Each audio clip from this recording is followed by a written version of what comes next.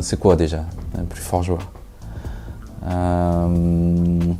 Pour moi, c'est un joueur qui, très clairement, a une progression constante, forte compréhension du jeu, qui a un impact important sur son équipe.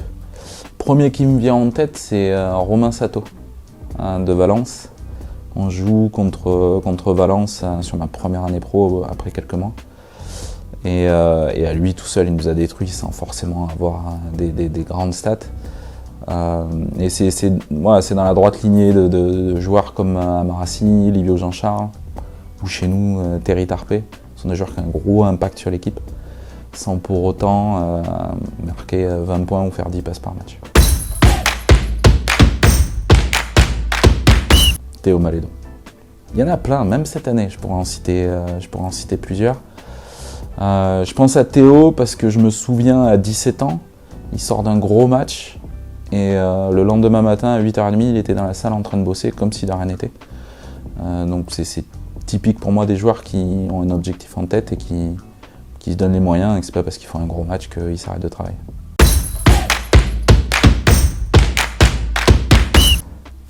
Il y en a certains. Allez, John Robertson. Je pense qu'il lui a manqué certaines choses pour avoir une plus grande carrière. Entre Nicolas Lang et Antoine Eto'o, mon cœur balance. Les deux, je vais dire, parce que c'est deux styles très différents, mais les deux me font beaucoup rire.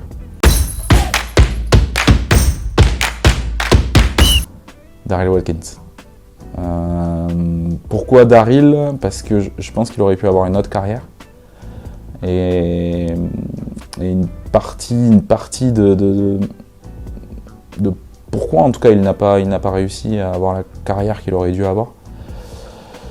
Il avait tendance à rejeter la faute sur tout le monde sauf lui-même quand ça se passait un petit peu moins bien.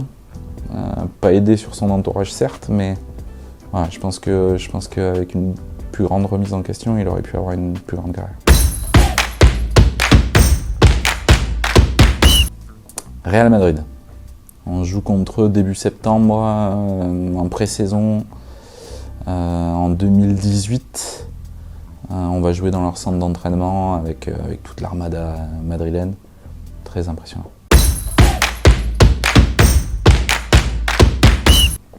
J'ai envie de répondre Monaco.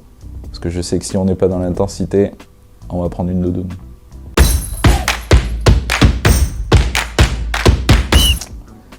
J'ai envie de dire les équipes espagnoles de manière générale, mais je pense au Gran Canaria d'Eito Garcia Reneses qu'on avait joué à l'époque en Coupe d'Europe.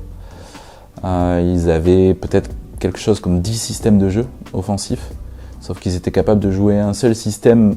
Les 10 étaient simples, ils étaient capables de jouer un seul système 20 fois de manière différente, parce qu'ils sont tout en lecture, et du coup c'était un calvaire de jouer contre eux.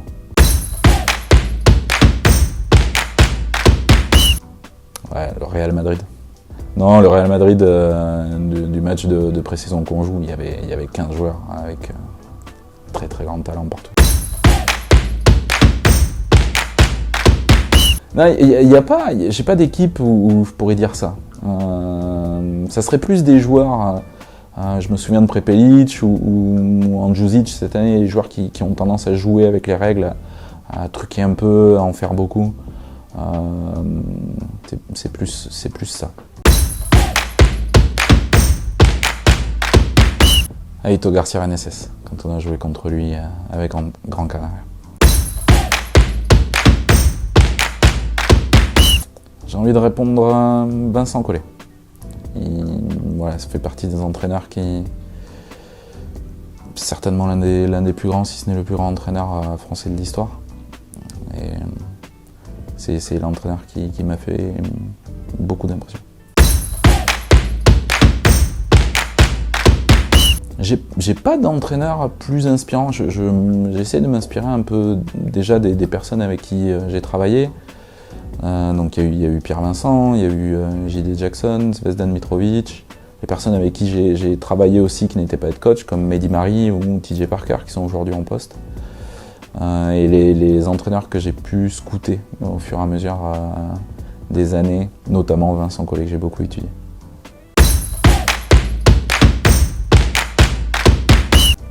Zvezdan Mitrovic, quand même un sacré personnage.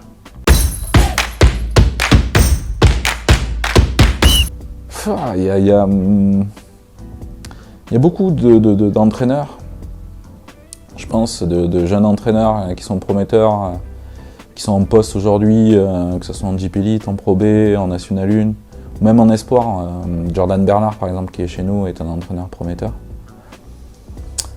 Après, j'ai envie de répondre Laurent Leniam, qui n'a que 43 ans, et je pense qu'il est destiné à une grande carrière, qui a déjà prouvé des choses, et je pense qu'il est destiné à faire encore plus de choses.